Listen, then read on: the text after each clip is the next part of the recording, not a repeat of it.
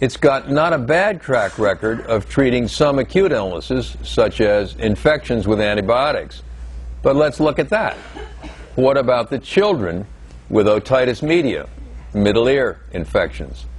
Most of you who had children, or any of you who know people with children, they're all reporting these kids have multiple ear infections, 3 and 4 per winter, each one treated with antibiotics. Then another one comes, and another one comes. This is not a cure. Now, sometimes antibiotics do cure, and that's fine. That's great. I have no problem with that. But the idea is that conventional medicine rarely cures a chronic problem. What they're very good at is controlling the symptoms, which we call palliation.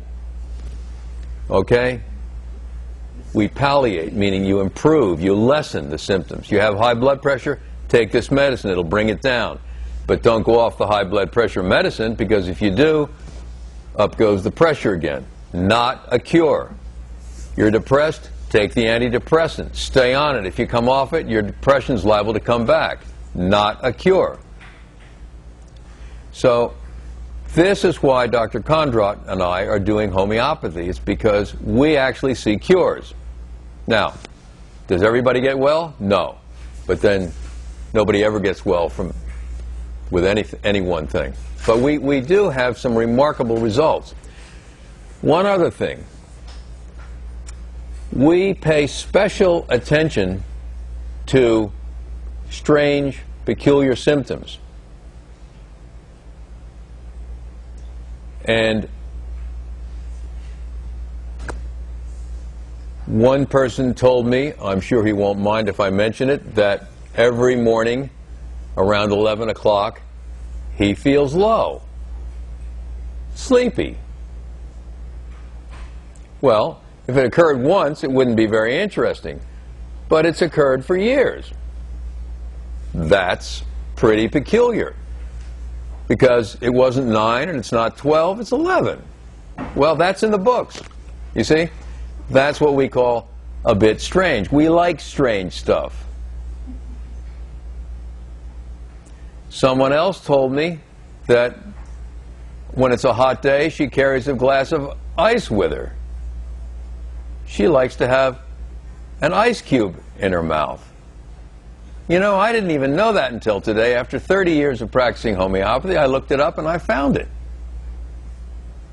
What does the ice cube do? The ice cube, it cools her off a little bit. So the point is, there's one medicine out of 2,000 that has this, and it says, better from ice, held in the mouth. I was like flabbergasted. 30 years later, I find this. And this is, we use these huge books, which are now in computer, and we find these strange symptoms. So it's very exciting to do this because you see things which defy logic, that defy physiology. I was treating a young girl about 11, 12, 13 the other week.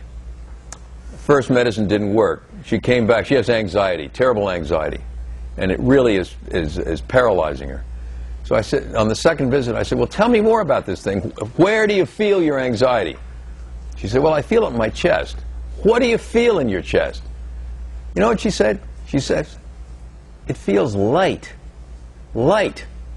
Not light from the sun. It feels light, airy. Okay? I looked it up. One medicine. I gave it to her and she's starting to get better. Very, very peculiar. So, that gives you a brief overview of homeopathy. And if you have any questions, let's have them. We'll see what I can... Why don't you describe sulfur for me? For you? Well, I can't say that without betraying your confidence. Okay, go ahead. You can't do it. Huh? You just have to tell me in person. I can tell you in person, sure. Yeah. What's the difference between the medicine that you make and the little pills that you buy in the store, homeopathic? They're the same.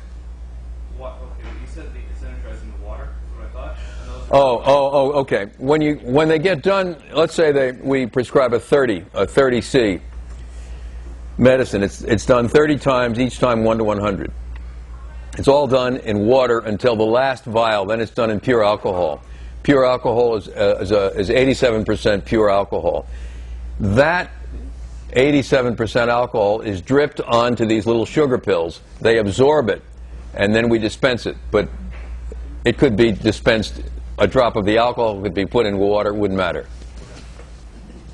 So you said like cures like. Like cures like. Now, you said there was a remedy for this person who put the ice cube in her mouth, and you said there was a cure. Now, did the cure say put an ice cube in your mouth? No. It's just known that in the proving, remember I talked a minute ago about provings, when you give the medicine to healthy people, this symptom came out. That's another thing I should mention before we stop, is that when we test these substances, these medicines, we test them on healthy people. This is quite different from the pharmacological industry. After they've worked up their compound, they give it to animals first. Animals which have a physiology, they hope, as similar as possible to people. Of course, it's never that close. And they make sure it doesn't kill the animals. And once they've got it worked out with the animals, then they will start treating not healthy people, they treat disease. We treat healthy people in order to see what the substance will produce. Okay? Big difference. Also, when you give a drug to animals, you're never going to get any symptoms back because animals don't talk very well. But with people can describe the most subtle sensations. They say, "Doctor, it feels like ants are crawling on my skin." That's pretty subtle. Okay? It feels like a nail is being driven into my head. And on and on. So people can, through language, people can get very close to these sensations. Another question. Yes, sir. I was reflecting when you talked about the life force, the work that was done at UCLA with Carillion photography. Yeah. Which, you know the story where they cut the leaf in half, and within seconds, an image of the leaf regenerated itself, even though the leaf was cut in half, and that regeneration provides some type of life force, even though it had been interrupted, to use your term, Exactly. by the cutting. There was a Holistic. a tendency to gestalt and Yeah, complete yeah. and go back to the way it was supposed Yeah. to be. And it sounds to me like that's kind of an underlying principle. It's absolutely correct. And it's very important you bring that up, Chandler, because all living things have the vital force. Plants and all animals and all creatures. Famous one in Sanskrit called prana. Prana in That's Sanskrit the is same exactly thing. this. We think it's the same thing. The Chinese call it qi. It goes on and on. There's different names for this subtle energy that seems to flow.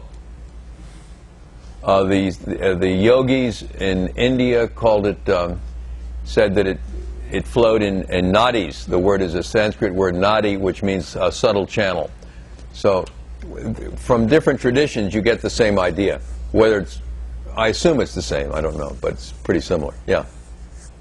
When you Well, the proving is done, and you follow people for 1 or 2 months daily. They keep a log of all the symptoms, and then there's a person in charge of the proving, and he interviews the person from time to time, and he says, "Well, tell me more about this symptoms.